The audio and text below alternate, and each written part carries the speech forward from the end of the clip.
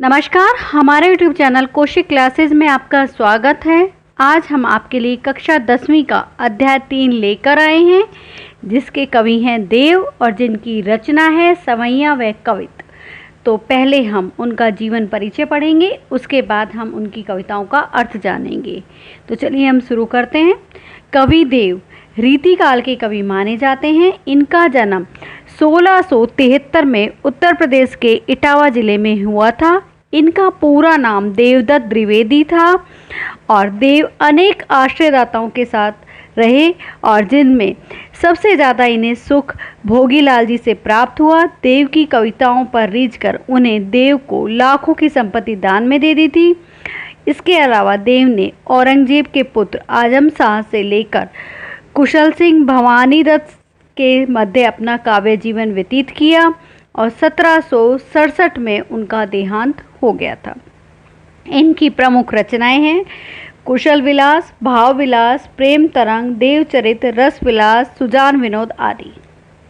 इन्होंने अपनी रचना में श्री कृष्ण के बारे में बताया, उनके रूप सौंदर्य के बारे में बताया कि बालक रूप में वो किस तरह के से लग रहे हैं, सुशोभित हो रहे हैं। पायनी नुपुर मंजू बजे, कटी किंकनी की धुनी मधुर आई। पायनी का मतलब होता है पैरों में, नुपुर का मतलब घुंघरू से है, मंजू का मतलब सुंदरता से है, बजे का मतलब बजना, कटी का मतलब कमर से, किंकनी का मतलब होता है करधनी के लिए भी कहा जाता है, पाजे को भी। धुनी मतलब आवाज़ करना भी, मधुराई मतलब मीठी या मधुरता कह सकते हैं आप। तो यहाँ पर कवि देव श्री कृष्ण के उस रूप सौंदर्य के बारे में बता रहे हैं कि वो बालक रूप में श्री कृष्ण के पैरों में जिस तरह से उन्होंने पैरों में पायल पहनी हुई है और उसके अंदर सुंदर घुंघरू लग रहे हैं, वो जब चलते हैं तो मधुर ध्वनि करते हैं और उनकी कमर में बंधी हुई करधनी भी मधुर ध्वनि में से के साथ बज रही है। सांवरे अंग लसे पट पीट हुए हुल से बनमाला सुहाई। यहाँ कह रहे हैं सांवले रंग के हैं श्री कृष्ण, सांवले रंग के हैं, अंग मतलब शरीर के। लसे का मतलब होता है सुशोभित होना, पट का मतलब होता है वस्त्र, पीत का मतलब होता है पीले और हुलसे का मतलब होता है आनंदित होना। बनमाला का मतलब होता है वन पुष्पों की जो माला है उसके लिए कहा गया है। सुहाई का मतलब भी होता है सुशोभित होना। तो यहाँ पर कवि देव कह रहे हैं कि श्री कृष्ण के सांवले शरीर पर पीले वस्त्र जो धारण कर रखे हैं उन्होंने, वो बहुत ही सुंदर दिखाई दे रहे हैं और सुशोभित हो रहे हैं। और उनके हृदय पर लहराती हुई जो बनमाला है, पर कि वन पुष्पों की जो माला है, और भी सुंदर दिखाई दे रही है। माथे किरीट बड़े द्रग चंचल, मंद हंसी मुख चंद जुनाई। यहाँ जुनाई का मतलब होता है चांदनी के लिए कहा है, द्रग का मतलब नेत्र के लिए कहा गया है, माथे का मतलब मस्तक या सिर कह सकते हैं, किरीट का मतलब होता है मुकुट के लिए, और मुख चंद्र का मतलब है चंद्रमा जैसा मुख। तो कवि देव कहते हैं कि श्री कृष्ण ने अपने मस्तक पर मोर पंख का जो मुकुट धारण कर रखा है और तथा उनकी आंखें कैसी हैं, विशाल है, बड़ी बड़ी आंखें हैं और चंचल हैं, और उनके मुख रूपी जो चंद्रमा के समान जिस तरह से दिखाई दे रहा है कि कहते हैं ना कि चंद्रमा जैसा मुख है, उसमें मंद मंद हंसी सी चांदनी फैलाते चले जा रहे हैं कि वो इतने सुंदर दिखाई दे रहे हैं इस बालक रूप में, पीले वस्त्रों को धारण किए हुए और पाजे पहने हुए और साथ में कमर में करधनी बांधी हुई है। जे जग मंदिर दीपक सुंदर, श्री ब्रज दुल्हव देव सुहाई। यहाँ पर कहा है कि जग जग का मतलब संसार, ब्रज दुल्हव का मतलब होता है कि ब्रज के दूल्हे।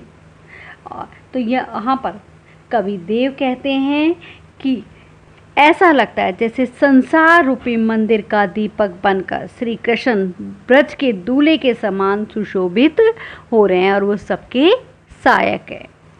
डार द्रुम पलना बिछोना नौ पल्लव के। यहाँ डार का मतलब डाल से, द्रुम का मतलब पेड़ से है, पलना का मतलब पालने से कहा गया है, और नौ पल्लव का मतलब नए पत्तों के लिए कहा गया है। तो यहाँ पर कवि देव कहते हैं कि बसंत ऋतु के आते ही पेड़ों की जो डालियां हैं ऐसी लगती है जैसे कि पालना बन गया हो, क्योंकि चारों तरफ उसमें पेड़ों में नए नए पत्ते आ जाते हैं और वो कोमल लगते हैं और बिछोने के तरह से दिखाई दे रहे कि, और ऐसा प्रतीत होता है जैसे कि बसंत रूपी जो बालक है वो पालने में झूल रहा हो। सुमन झिंगूला सोहे तन छवि भारी दे। सुमन का मतलब होता है पुष्प, झिंगूला का मतलब है झबला, तन मतलब शरीर के लिए कहा गया है। तो यहाँ कवि कहते हैं कि उसके शरीर पर फूलों का सुंदर झबला अत्यंत ही आकर्षक लग रहा है। तो किसके लिए कि जब बसंत ऋतु आती है तो सभी जो पेड़ होते हैं उन पर छोटे छोटे पत्ते से निकल आते हैं, नए पत्ते आ जाते हैं और चारों तरफ फूल ही फूल खिलने लग जाते हैं सभी पेड़ों पर। तो उस दृश्य को देखकर यहाँ पर कवि देव कह रहे हैं कि बसंत रूपी जो बालक है वो ऐसे लग रहे हैं जैसे कि उन्होंने फूल से भरा हुआ झबला पहन लिया हो। पवन झुलावे के की कीर बरतरावे देव। यहाँ पवन झुलावे मतलब कि पवन का हवा के लिए कहा गया है कि हवन है जो झुला रही है, और के की मतलब मोर और कीर मतलब तोता, कि मीठी मीठी बातें करें। कवि उन्हें इस तरह से बता रहे हैं कि जब हवा चलती है तो कवि देव कह रहे हैं कि ऐसा प्रतीत हो रहा है जैसे कि उन्हें झूला झुला रहे हैं, और जो मोर है और तोता है वो मीठी बातें करते नजर आ रहे हैं। कोकिल हलावे हुलसावे कर तारी दे। तारी का मतलब होता है ताली के लिए, कोकिल का मतलब होता है कोयल के लिए कहा गया है, और हलावे हुलसा मतलब मीठी मीठी बातें करने के लिए कह रहे हैं या उनको बहलाने की कोशिश कर रहे हैं। तो यहाँ पर कवि कहते हैं कि कोयल आदि, कि मोर तोता कोयल आदि क्या कर रहे हैं, मीठी मीठी बातें कर कर मानो ताली बजाकर उसे खिलाने की कोशिश कर रहे हैं। पूरित पराग सो उतरो करे राई नौन। यहाँ पर क्या है, पूरित पराग मतलब यहाँ कहा गया है कि जिस तरह से आप फूल है, फूल में आप देखते हैं छोटे छोटे से दाने आ जाते हैं, पराग आ जाते हैं, तो उसके लिए कहा गया है। और वो ऐसे प्रतीत हो रहे हैं जैसे राई नौन मतलब कि नमक और राई को मिलाकर जैसे नज़र उतारी जाती है, उसके लिए कहा गया है। कंज कली नायिका लतान सिर सारी दे। और कंज कली का मतलब होता है कमल की कली के लिए कहा गया है, लतान का मतलब लताओं के लिए कहा गया है, और साड़ी का मतलब होता है साड़ी। तो यहाँ पर कवि देव कहते हैं कि कोमल की सुंदर कली के रूप में जो नायिका है सिर पर साड़ी का आंचल डालकर, और वो ऐसे प्रतीत हो रही है जैसे कि पराग से राई नमक मिलाकर बालक बसंत की नज़र उतार रही है। तो यहाँ से लताओं के जो पूरी तरह से भर जाती है तो वो इस तरह से दिखाई दे रही है जैसे कि साड़ी पहन रखी है और पूरी तरह से उसने सर पर लेकर उसे नज़र उतार रही है। मदन महीप जू को बालक बसंत ताही प्राते ही जगावत गुलाब चटकारी दे। यहाँ मदन मतलब कामदेव के लिए कहा गया है, महीप का मतलब होता है राजा।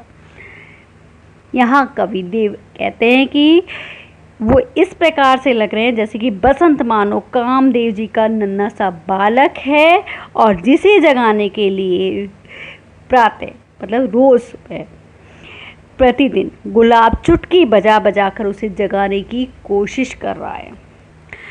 फटीक सिलानी सो सुधरायो सुधा मंदिर। यहाँ फटीक का मतलब होता है संगमरमर के लिए कहा गया है, सिलानी का मतलब होता है सिला के लिए कहा गया है, और सुधारियों को मतलब होता है संवारना, सुधा का मतलब होता है अमृत या चांदनी के लिए कहा गया है।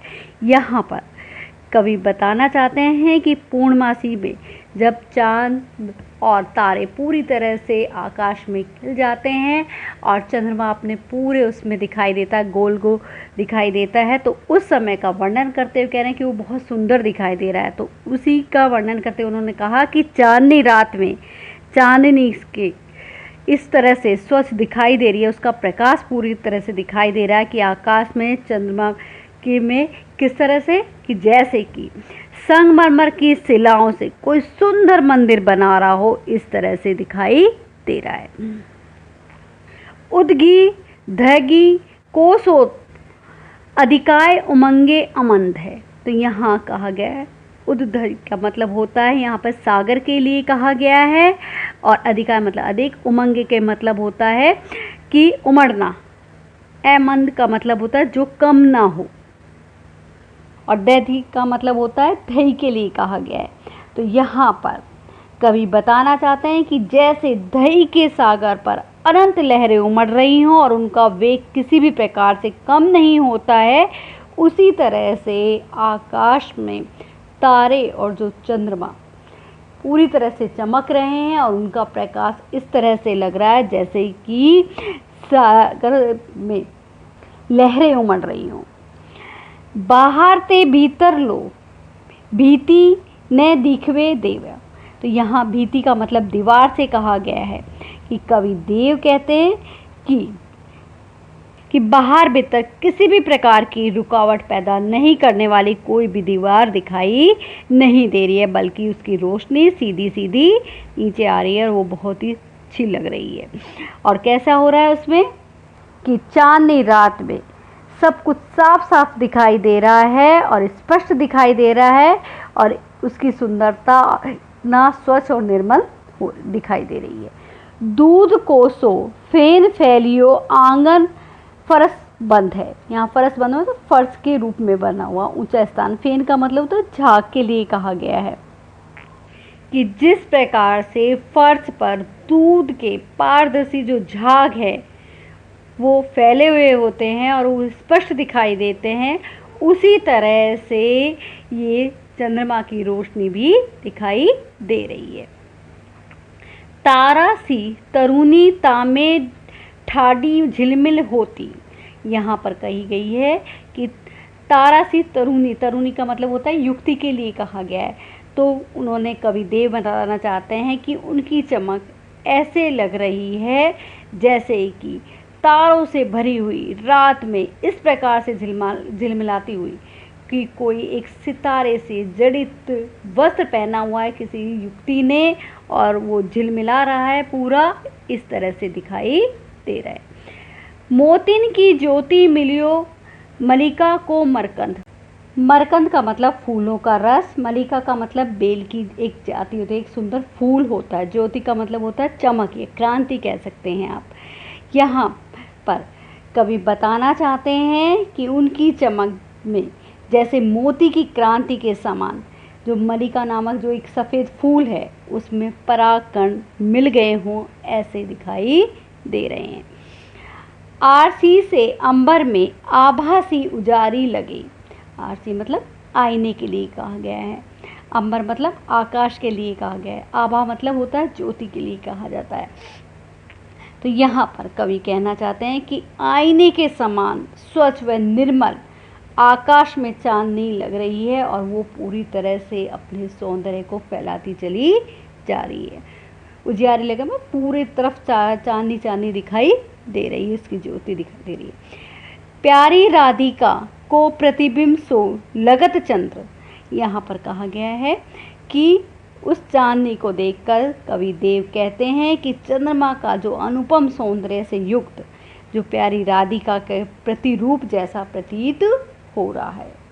अर्थात जो चंद्रमा है वो प्यारी राधिका की परछाई के जैसा जान पड़ रहा है। आशा करती हूँ कि आपको ये अध्याय समझ में आ गया होगा। यदि आपको ये अच्छा लगा तो इसे लाइक करें, शेयर करें और चैनल को सब्सक्राइब करें। धन्यवाद।